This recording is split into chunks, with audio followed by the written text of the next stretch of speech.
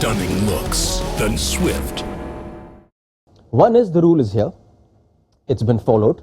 You haven't taken guard within those 2 minutes. The other is the spirit of cricket. Would you have done it? Subjective. No right, no wrong. I wouldn't have appealed, no. I'd have been using it to my favour if I'm Shakib Al Hasan towards the umpire at the back end of the innings when time elapses and you have to bring fielders inside the circle. I'd be saying, just make sure that I don't get done then. I'm happy for this to carry on. Because they were 2 overs behind at the time. Yeah, they were behind at the time. You look at Angelo Mathews, he's walked out, he got to the crease. He didn't take guard, but he stood at his crease and then adjusted his helmet. And when he adjusted his helmet, I think that's when it broke. So it's a genuine mistake. I don't think Sri Lanka had any... I don't think they had anything to gain by time wasting at that specific time. It's a mess. I feel sorry for Angelo Mathews. I wouldn't have appealed. I just wonder and I worry that Shakib Al Hasan regrets what he's done once the dust settles and a little bit later on. One thing I will say it did, galvanised Sri Lanka and it made them come out and determine that they were going to get a score on the board. But for me, I think it's disappointing. I think the rules of the game says he's out. It's out, yeah. But I'm coming off the back of the Ashes where I go, the laws of the game said Johnny Bairstow was out. Yeah. So I think it's a mess that this game didn't need. I'm disappointed that Angelo Mathews has been given out in the way he's done as a former cricketer myself. The only mistake I thought Angie did was he never told the umpire or the captain of the opposition side that he has to change the helmet. If he had done it, whether Mariah will give him them out, I doubt, because it's been informed. But spirit of the game, we've been talking about it ever since all this man cut started a few years down the line. If I remember right, in England, when Sri Lanka played England in ODI, ever since then this has been dying. And if it was me in the opposition side, I will never do it. Probably I will warn the umpire, saying that this extra minute or two, give it to my side, and credit to my account in case in the death overs, the overs are short. I'm pretty sure Shakib, once everything settles in, he will also probably not giving a warning. If it's a warning first and then does something, I could understand.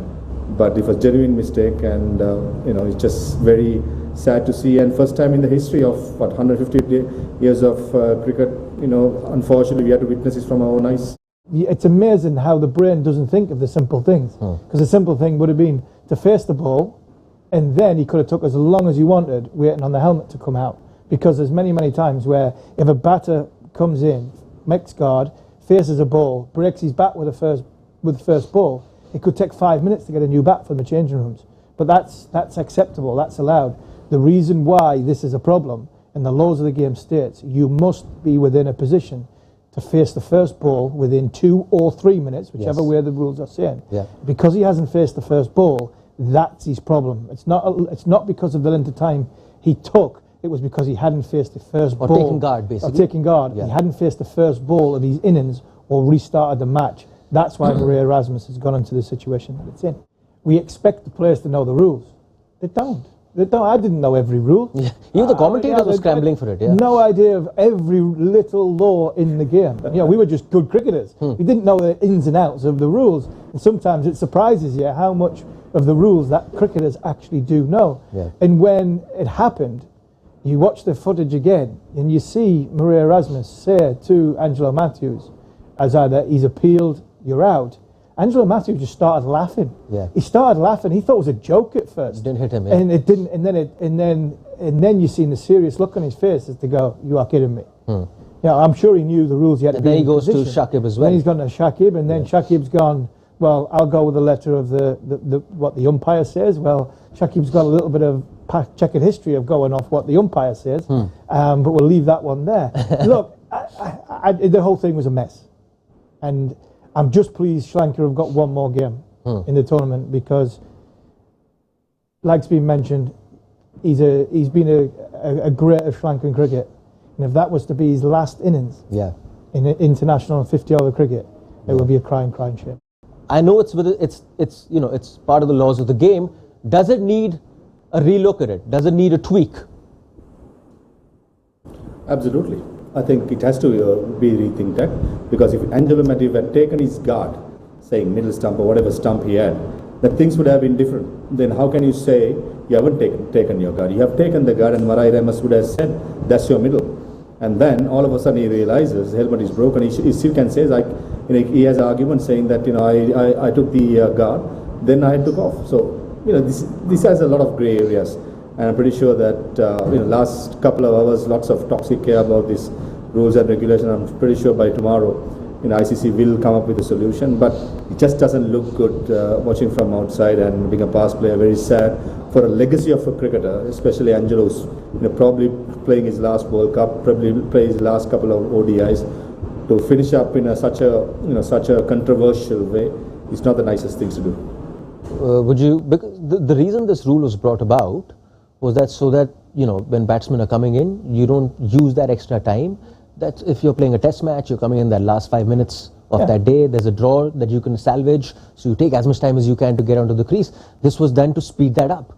You suppose it needs a relook at it, a rethink, because the intentions are honest, and you can see where that's coming from. I don't think there's anything wrong with the rules. I don't think there's anything wrong with it.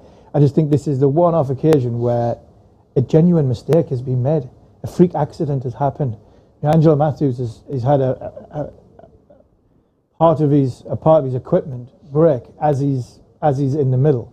Like I said, if he had taken the first ball, he could have took 10 minutes. Yes. And there would have been a lot more said if he had took. There would have been a lot more said and a lot more uproar if Angelo Mathews had gone, taken guard, first ball, played a shot, gone down the other end, broke his helmet, and it took 10 minutes for a new helmet to come on. Yeah. That whole thing would have took a lot longer. Shakib Al Hassan's bowlers would have been more pressure to get the time in at the back end of the innings, potentially have fielders in position.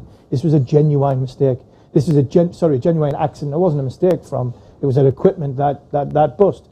So I think from Angelo Mathews' point of view, slightly could have asked the question, look, I'm sorry if this has happened. Could have gone through the procedure a little bit better. I don't think there's anything wrong with the rules. 2 minutes, 3 minutes, that's fine. I just think this is just something that freakish that's happened, that I think by the time they've getting our grabs of the whole situation, they've actually come to the wrong outcome. Yeah. Because I think if they had just taken themselves calm and potentially thought about what they were doing, I think a more sensible outcome would have been just get a new helmet on and let's crack on with the game with Angelo Mathews on strike.